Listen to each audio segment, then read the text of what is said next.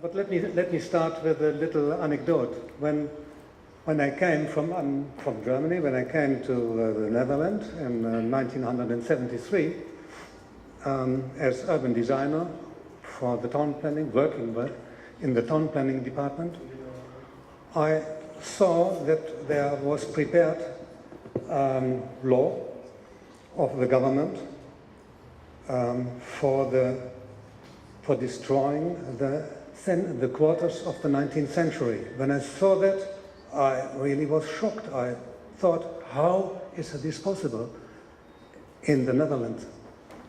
And it was based upon an analysis of the town planning department of Amsterdam.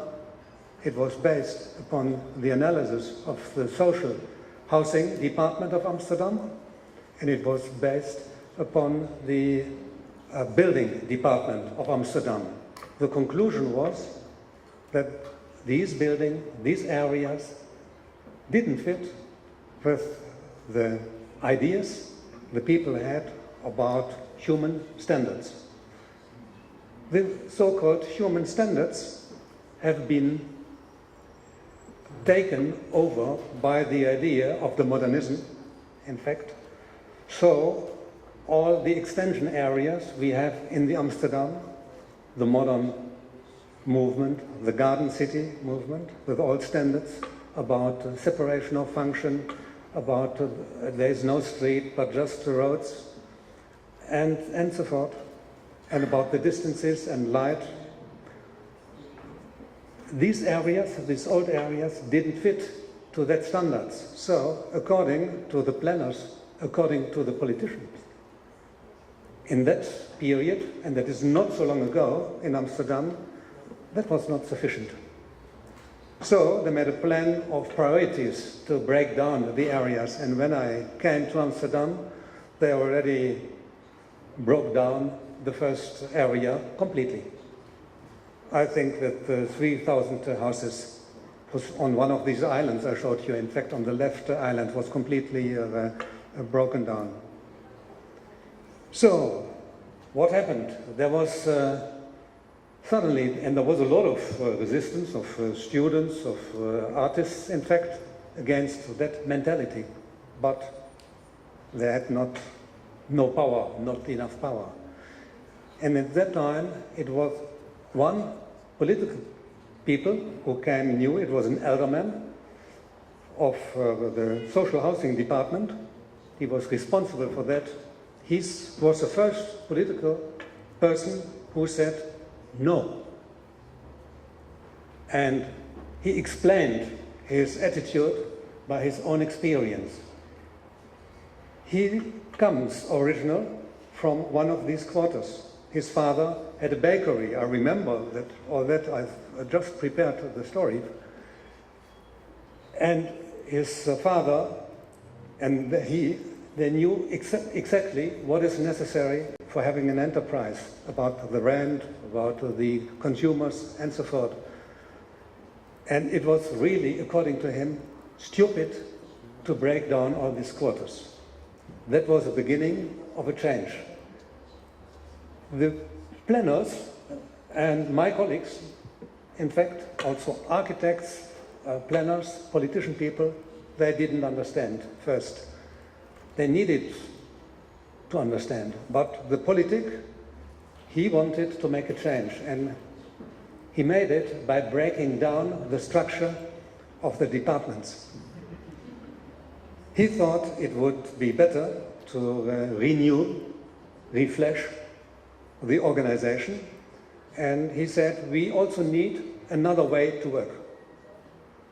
Instead of working vertically, here we have the town planning department, next to it we have the traffic department, next to that we have the social housing department, and next to that we have the building department. He said urban renewal these areas is an integral, needs an integral approach. That means the other way, not vertical, but horizontal. Means you need groups by town planning department together with the traffic engineers to see the interference and the interchange. That was a dramatic change of the total organization of the city departments of Amsterdam. That was in the period between 1975 and 1980, 5 years it took. And then we had another model to work on that areas.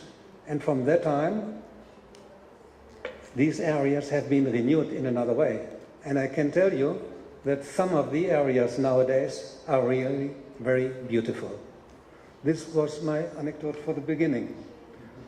When I heard the stories about the chief architect department here, let me be honest.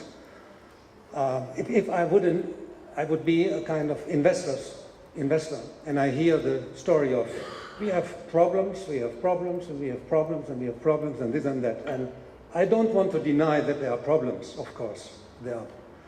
But if I hear this story just about problems, then I immediately turn and walk away. Then I wouldn't invest. So I think you need another attitude and another towards your own city. This is what is needed.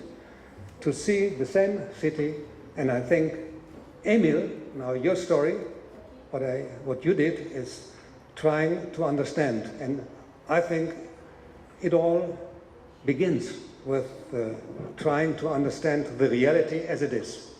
And in fact, that seems quite obvious, I would say. But for a lot of people, it is not. A lot of people, there are barriers, mental barriers, to accept they don't like, or they don't know, they have no information. And I think organizing information about how it really is helps people to understand and to accept. And without having solutions how it would be transformed in the future, it always begins with a good understanding of the reality. I think so. Compliments for that, I would say, really great. And then, if you want to have a story of your city, I think you need a kind of comfortable feeling for that. And not a kind of feeling we have just problems. But, I mean, Michael also pointed out that when he came to Bishkek for the first time yesterday or today, he saw the mountains, he saw the beauty of the city, he saw the green alleys, the parks, and all this area. So this is Bishkek also. I think a story about the future of the city always should start with the characteristics and with an attitude of belonging to the city and what you like in your city, and not starting with your problems. I don't want to deny the problems, but you need to get air, to survive, and to have a future. And I think you will have a future. And for that, I think you need a story which is not too complicated, in a way. That should be simple. And not only because political people like to have a simple story, but I think a complex city always are complex. For that, you need a kind of simple way to go. So it is about the attitude, it's about the need to have a simple story for the future of your city. And so that starts with the recognizing of the reality. And just in the sideline, let me say that we also have now some experience with Brazilian cities. We are working also in Brazil. And in Porto Alegre, or my son is working in Rio de Janeiro, he's working in favelas. We did the same also in Porto Alegre. And I can tell you that in these areas, maybe 50% of the people are living in so-called favelas. For the most of the people in Rio de Janeiro, the favelas don't exist. The streets have no name. The people have no legal ground. They have not all these possibilities normal people have. So they don't exist for a lot of people. Or people don't like them. So they are ignored in a way. And to recognize the reality as a kind of starting point, that is the first thing to do. When I was for the first time in the favelas, I recognized also that I myself had no information about that. For me, it has been poor areas, just poor areas. And when I went there, because my son is now working for years there, and together with him, I went into the families, into the houses, I spoke to people, and then suddenly you see there is a daily reality of life, of work, of economy. And to understand that economy, because this economy and this information is not mapped the same like the new settlements here. It has not been mapped, but there's a start to map them. So I think to give information, that is a very good start. And then looking to the future, my feeling says me that you could emphasize a couple of issues to make relationship in a way. Speaking about the change from housing in these new settlements to mixed. Maybe they are already mixed and there is work. Anyway, there is work next on the marketplaces. That is what I heard ago. The other thing is a discussion and a topic about public value. And I think that would be a nice discussion also for the citizens. What do you think is, according to you, the public value of your city, of Bishkek, in general?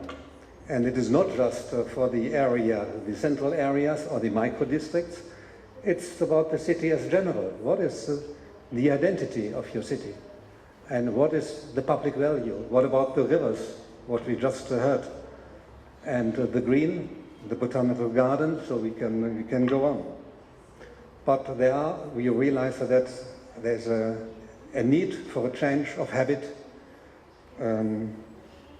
clear rules, the transparency of information, which is really a primer condition, and also the control of that, the control mechanism. Thank you very much. Thank you.